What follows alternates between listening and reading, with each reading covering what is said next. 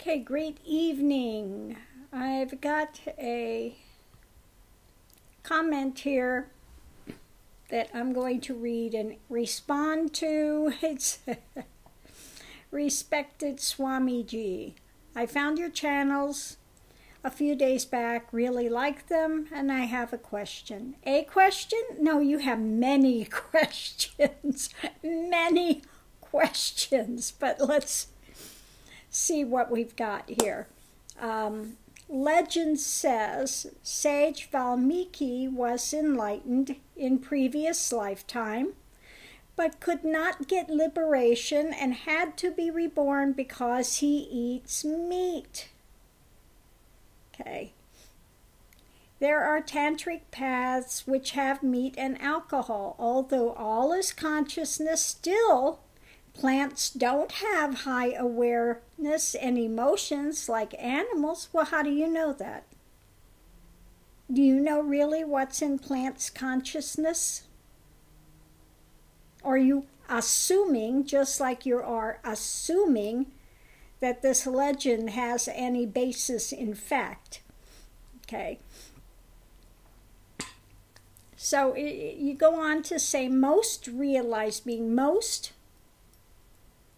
How do you know how many realized beings there actually are? Or how many are speaking out and how many are just silent? Okay, again, you don't know that either. So you go on to say most realized beings were vegetarian and say once enlightened you just won't feel like eating meat. So is meat eating really necessary in Kundalini? Then there are certain Buddhist sects which eat meat. Yeah, and many of the Buddhist sects which eat meat are ones that deal with Kundalini. Okay? So again, you know, not every Hindu sect deals with Kundalini. And this idea of this legend, you know, I hate to be the bearer of bad tidings, but if you read ones like the Ramayana, and you read some of these old texts, you'll find out that they were not vegetarians. Okay? Vegetarianism, the ideology of this vegetarianism is something recent. So, you know, when they say the legend says that Valmiki, well, no, back when Valmiki was around, they were not vegetarians. So this is, again, something that's being promoted because it's what's popular now in society. So they, again, are going back and trying to skew these texts by saying this legend has it. Okay? But no, if you go back and you read these texts, you'll find out that vegetarianism is something recent. Okay? Now, when I'm saying recent, I'm saying like within the last maybe 100 years or something like that, you know. Okay? But before that, no. Read the very, very old texts and you'll find out. Now, we have... I love these naysayers of Hinduism now that say, no, they're going back and you're skewing the text. No, these texts were written way, way, way beyond. Somebody did not transport back in time to skew the texts, okay? So, again, it depends on what the sect is.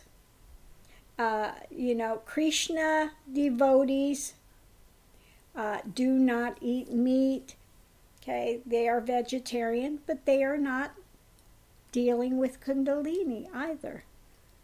Okay, not only do Krishna devotees not eat meat, they're not supposed to have chilies, they're not supposed to have black pepper, they're not supposed to have garlic, onions. Those things are not supposed, but now modern times, they're eating those anyway. Okay. So again, you get these ones that start, changing the thing to fuel and to be popular with the people that they're dealing with. It's kind of like the shtick that Nityananda does. Okay, a bunch of fantasy that sounds good to uneducated minds that have not really studied the texts, that don't really know, have not walked the path. So they gravitate to these things and say, that sounds good. Well, I see animals, they do this. And I know what animals do, but I don't hear what the plants are doing. Therefore, I'm assuming. Well, don't assume. Okay? Read some of the studies of the studies that they've done with plants, and you'll be very amazed to find out that they scream. There isn't a reaction if you are coming to cut them, things. They have a very strong reaction. Okay? Just like people think that somebody that's in a coma is not hearing, they're not, or they're in a supposed vegetative state. And they're quite aware of what's going on around them. So it's a very wrong assumption that's being made. Just like people that are on the edge, they're on an operating room table and they leave the body and they can tell you everything that's happening in that room. Near-death experiences. They can tell you everything that was said in that room, what was happening. Okay? Even though it looks like there's a dead body there. So don't make assumptions. Okay? And don't always go based upon, the popular belief spin that people want to put on things. Okay? So yes, in my experience, eating meat was crucial because Kundalini is going through the nervous system, and the nervous system will burn out if you are not grounded. Okay? So there are reasons why you eat the meat. Okay? Kali Mandirs, they eat meat. Kali is a representation of Kundalini. Okay? Do you not know that the Kali Mandirs, they still have goat sacrifices? Okay? So let's continue forward. There are two views. Some realized beings say after realization it's a play. Some, even after enlightenment, do penance and torture their bodies and fast and stay in absorption. Well, if they're still torturing their bodies, it's ridiculous. For what? When everything's fallen away, and you know already what's at the heart of the universe, for what reason would you sit there and torture the body? Okay. Okay. Next we have Osho fell after enlightenment. Osho was never enlightened. He didn't fall after enlightenment. He was never enlightened. Okay? Osho was in psychology, and he used a lot of psychology. Yes, he had some sort of energy going. That's absolutely clear. But enlightened? No. Osho was not enlightened. Okay? So let's continue forward. Osho, do you know his background? He was a Jain. His family were Jains. And he just fought against everything that they believed in, 180 degrees away from it. Okay? So let's continue forward. Can enlightenment be lost? It's not lost if it's true enlightenment. You could have a glimpse of something and then the mind reroutes. You haven't done the work. And the mind starts playing again, and then you're back in the fantasy and the illusion and the divisionary. You're back in Vajra. Okay. But if you've actually entered into Advaita, the mind stills. One goes into Turiyatita state. Once you're in Turiyatita, that does not change. There is no falling when there is no mind. Okay, there's no falling. Okay. So let's see. There's some say it's a play. Yeah, it's like a play. Doesn't mean you go out and do whatever you want. Doesn't mean that you're going to go out and start robbing banks or doing, there's not so many of these desires fall away. You're not driven by anything any longer. There's no driving thing behind. Okay. So in that way, it's like a play. One finishes out their prarabdha karma. That plays out. Okay. Some may get to enlightenment and sit there and continue to be absorbed, wander around, and others become social advocates.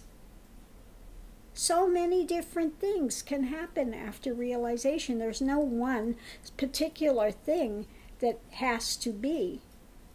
Okay. So let's continue. You often talk about a settling period and rerouting. Can you talk about settling period after enlightenment and what happens? Do dreams and kriyas stop immediately? They take a while to blow out. Okay. But yeah, there are no more dreams. When the kriyas blow out, that's it. They're at an end. You don't have that any longer. That's finished. Okay. Here, it was a process of about 10 years of settling. The first few years, one is just in amazement at everything. It's like, whoa, it's like going from being blind to Technicolor all of a sudden, from being deaf to Panasonic sound, surround sound. So it's just like, whoa. Okay? Everything's blissful, just, you're here, but you're not here. It's everything has changed and nothing has changed in the world. So, for a while, it takes a while, and, there might be some kriyas left that they wind up, they fall away. All of that drama falls away. And then it becomes normal. It becomes the natural thing. Okay? That's all. Let's see, what else did we have here? What is the basis of law of karma? Say at the moment of enlightenment, all things are understood. Could you please elaborate? I don't mind asking these questions, but again, no matter what is said here, it's not going to aid you. You have to get there yourself. Okay, people always want to hear these things. Well, it's like birthing a baby. Unless you've birthed the baby, I could talk about the pain of this situation and what it's like to feel life moving, but until you experience it yourself, it's just words. It's another concept. Has no reality until you actually experience for yourself. Okay. So anyway, why is karma in place?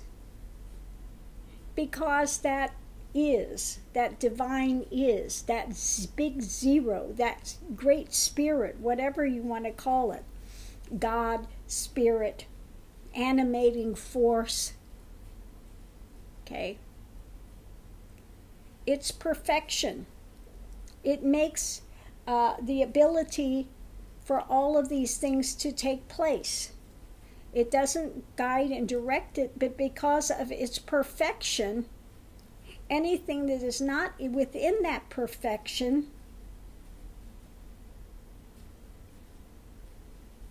will develop karma. You know, things will be righted. The scales will be righted. So how to explain this to people? When you know what this great is, this divine is, that gives life to everything, it's a conscious energy, okay? So when something is out of order, it's going to pull that back to order as much as possible. Therefore, karma exists. Okay. Is there any free will? Yes. Okay. Scriptures say whatever events are to happen are predestined, and how can we react is only in our hands. What amount of life is karma and what amount is free will? Of course there's karma and there's free will.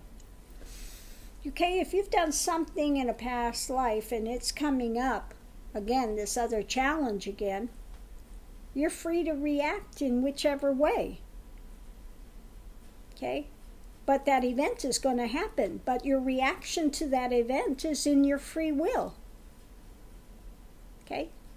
Do you understand it now? Okay. Yes, these things like the prarabdha karma. Whatever karma came in for this body to finish, it's going through that motion. But you have the free will to make your choice how you're going to react to it. Okay?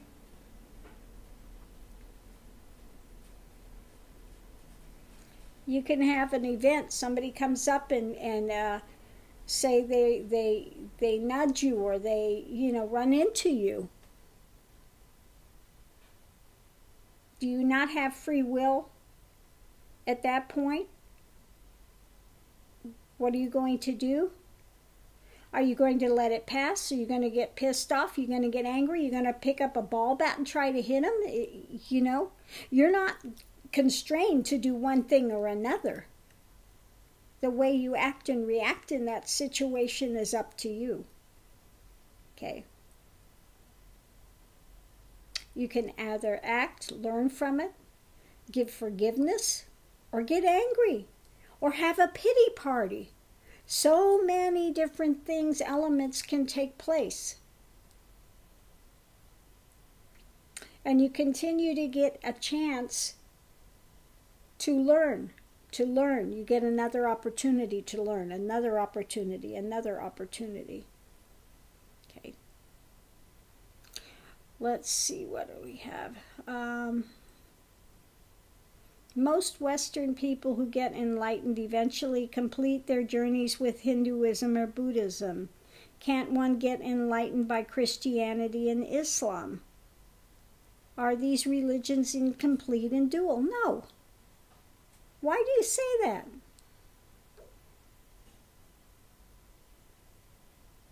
There's no reason why you can't become enlightened in Christianity. There were many saints that had Kundalini, they'd had, and they prayed, and they were in some cloistered places.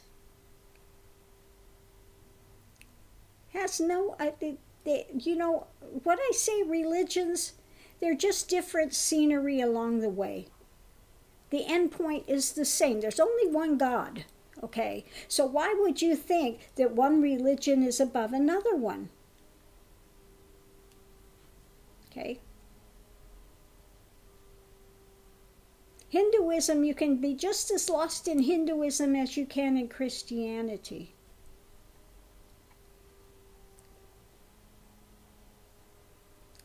So let's continue forward.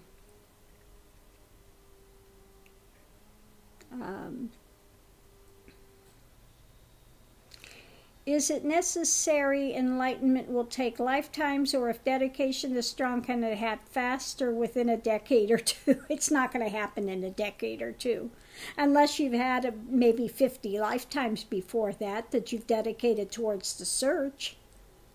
You do this many, many lifetimes, okay?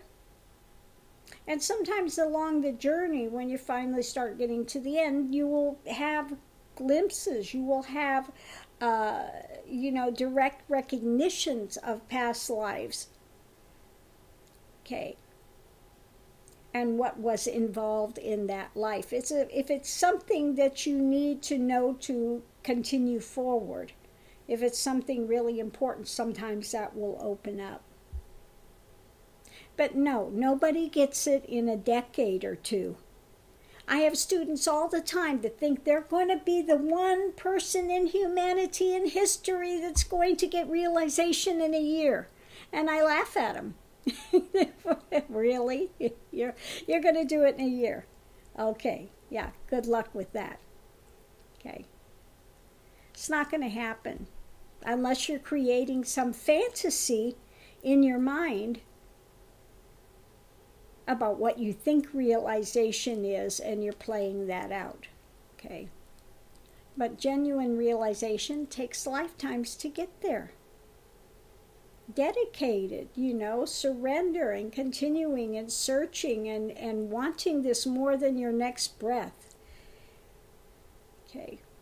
Takes time. Dedication. Okay. Let's see. You often talk about surrender. And as I began an inner journey, there is surrender, but I'm not aggressive and motivated to change situations. I become too passive. Can too much surrender make us escapism at times? Well, when I talk about surrender, I'm talking about when you get to that last second and you've done everything that you can do and you give up your life. You surrender into that death before death. Okay. Now, if you want to escapism, you're not going to surrender into that death before death. Okay. Passive has nothing to do with that surrender that I'm speaking of. Okay.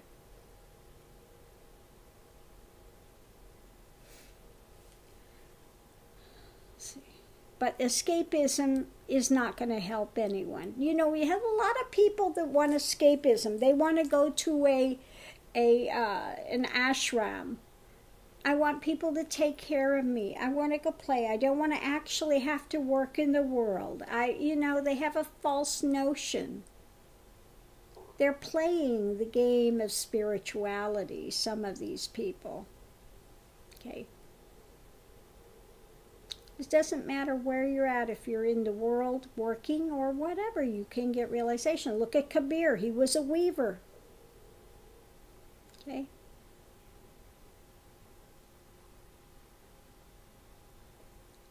So it's not necessary to run away and hide out somewhere. Do it wherever you're at.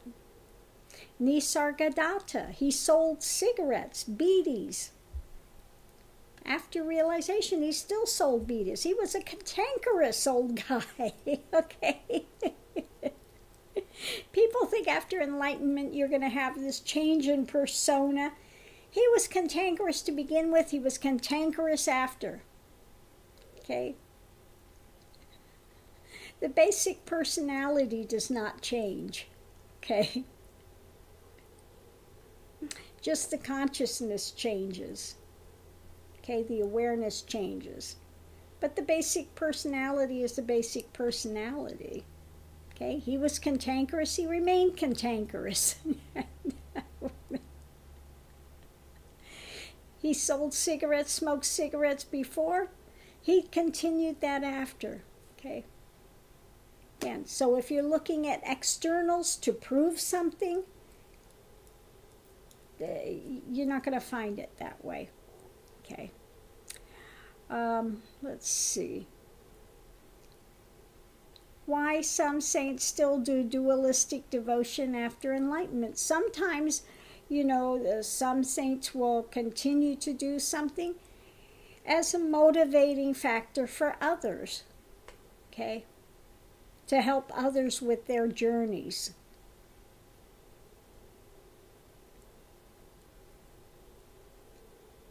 Why is God referred as light? You said the screen of your mind is blank. You're not seeing lights. Why then is God called light? Because he gives wisdom to everything. God makes everything possible. Okay? Gives the availability for wisdom. Wisdom is light. All energy is light. The faster it moves, the more light it produces. Okay? It's the light beyond lights. A light beyond lights. Not a physical light. That's too slow. Okay? God is faster than physical light. Okay? God is like, it's like I say, God is like the zero. The zero looks within itself, it has nothing. But you put a zero behind a one, what happens? All of a sudden that one has become 10. Put another zero, it's become 100. Put another zero, it becomes 1,000. It increases, increases, increases. Okay. It's that God energy which allows all these things to take place. It gives that ability for things to expand. Okay. Some saints say it's an endless journey. Even after transcending mind and entering eternal silence, the bliss and divinity grows. What grows? And the moment one says, if something's growing, then it's in mind. Okay? And the moment one says, if I am completed, future possibilities of divinity stop. Oh, that's ridiculous notion again. Is there unfoldment even after enlightenment, or is that the end? Okay? Life plays out, that's all. Life goes on. Life is eternal. When everything falls away and one is within that is, and there's no me, no world, just simply that eternal is, in that moment it hits. I've never been born, I've never died. I am this eternal is. That's all that exists, is this eternal is. Okay? So at once one becomes much more than they ever were and much less. Okay? It's playing out through this form. It's all. The eternal is. So I like the way you said you have a question. Better you'd said, I have numerous questions, unending questions. A question.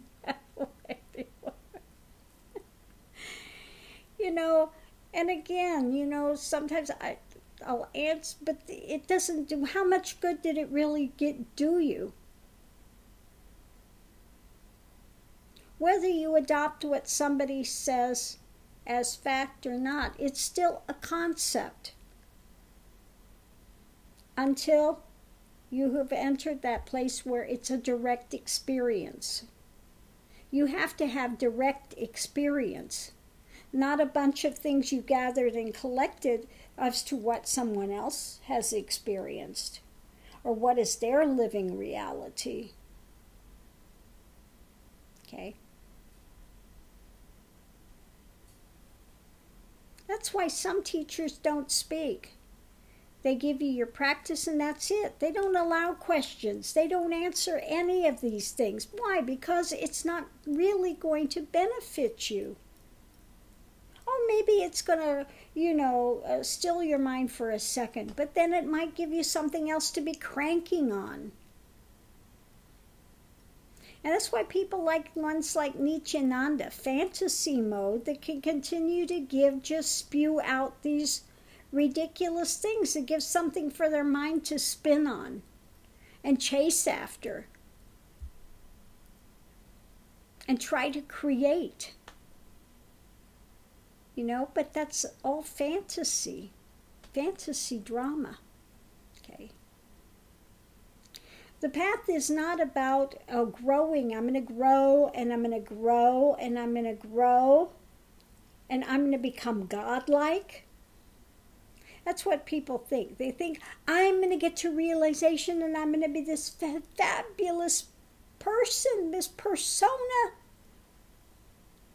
No, the persona ends. The ideology of being something separate person goes out the door. Now, it's impossible to explain to you how that feels, how that is in actuality. Okay. But that fantasy ends. It's taken off the table. Okay. It implodes. There's nothing but that great is.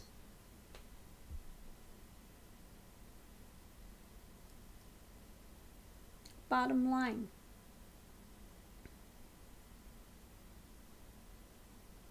It's an energy that moves and it animates these vehicles. The body's just another vehicle, another form of expression in this plane.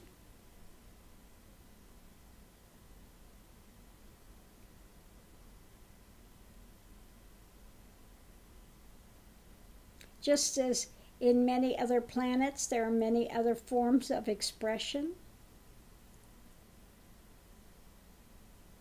And when one leaves this physical form, that consciousness still exists. Okay? You just no longer have this flesh body to deal with this flesh type of world, with gravity and all the other things that you have in this planet. Okay? It's not needed. It's not needed. And one transitions and goes forward into the next realm of experience. That's all. Life is eternal. Energy is eternal. It just changes from one thing to the next. Transitions, that's all. It transitions. But it's eternal. No birth, no death. Birth and death happen, they look as if they are happening, but they are just entering another body, another transitional form. Okay? Just like all language is dualistic. Really, when one is, in that space, in that consciousness of that divine is, no words mean anything. It means nothing. Because these words only have value in this dualistic plane, to your experience. But in the eternality of that divine is, there are no words and expressions that can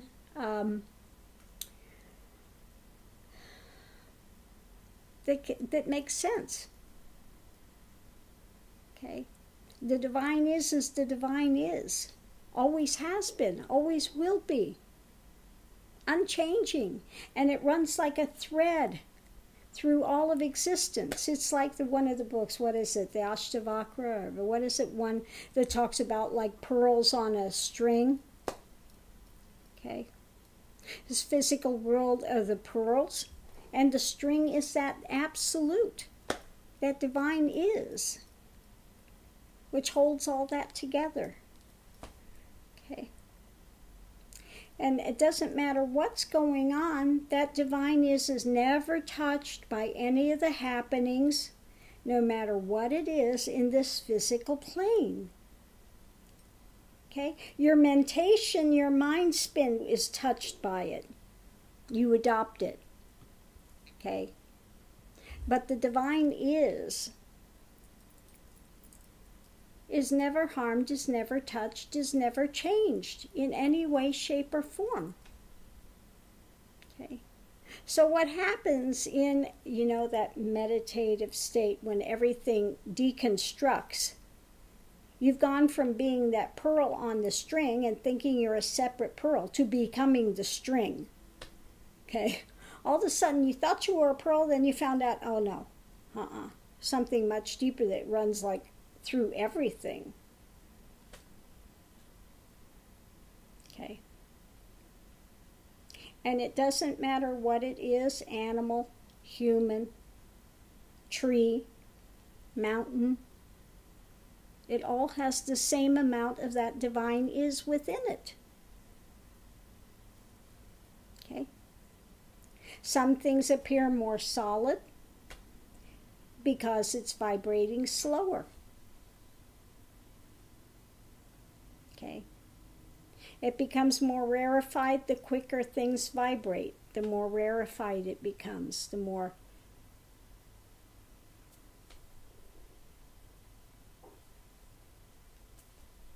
That's all.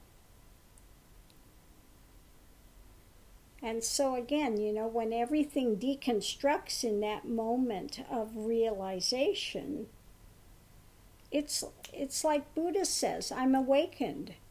It's like the light's been turned on. You've been in this dark room your whole life, blind, and suddenly the light's on and you see all these optics. You see everything for what it is. It's like, whoa. And it doesn't take a lot of explanation. You see it, you know it. It's like, oh, okay, wow, yeah. Okay. Then you read these divine texts of the sages that have gone before, and it's like, yes, yes, yes, yes, yes, before you're trying to figure it out. How is that? How is that? When realization, then you're in that same space. That's all the cognition is. Then all of a sudden it's like, oh, okay, it's like 1 and 1 is 2. Very simplistic. Whereas before you're thinking it's like some big algebra problem or something that's, geometry, trigonometry. It's something, trying to figure it out. But, in that moment, it's like, oh. Oh. And it's like the great joke of the universe. Because for lifetimes you've been searching here, there, everywhere. Oh my God, going, to this country, that country, meditation, all these things you've done, and you couldn't have got away from it if you tried, because it's inherently the animating principle of your form.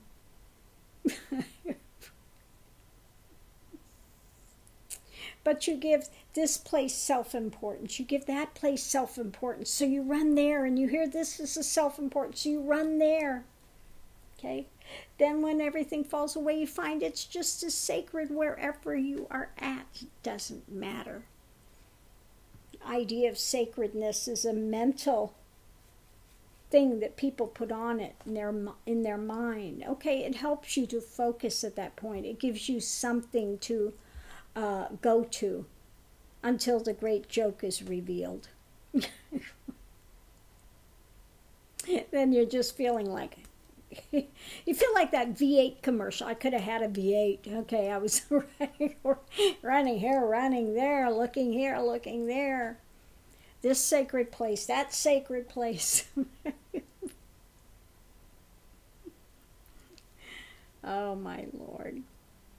But it took actually stopping, observing, neti, it's not this, it's not this, it's not that. Whatever is transient cannot be the eternal is. Whatever is transient, what comes and goes. What comes and goes is not the eternal is. The body comes and goes. Emotions come and go. Mind spin comes and goes. Okay. Not it, not it, not it, not it. Neti, not this, neti, not this, not this. Okay. It's a process of observation. and going deeper, layer by layer by layer, until one comes to that thing which does not come or go. It's eternally the same, always, in every moment. Okay, so I'm going to leave this here. Thank you for your question, but you're better off, rather than asking so many questions, to sit in the stillness. Observe the mind, how it works. Observe the emotions. Observe what happens when anger comes, when fear comes, how there's an adrenaline rush in the body. Observe, question, look deeper and deeper, until you peel that onion away, the layers away, and you get to the very heart, the very kernel, the very seed. Okay?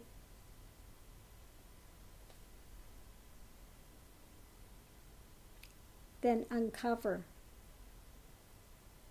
that great stillness which gives value to everything, which allows everything to come into manifestation, and is untouched by any of the happenings within that. Okay? Okay, so I'm going to leave this here. Have a great evening.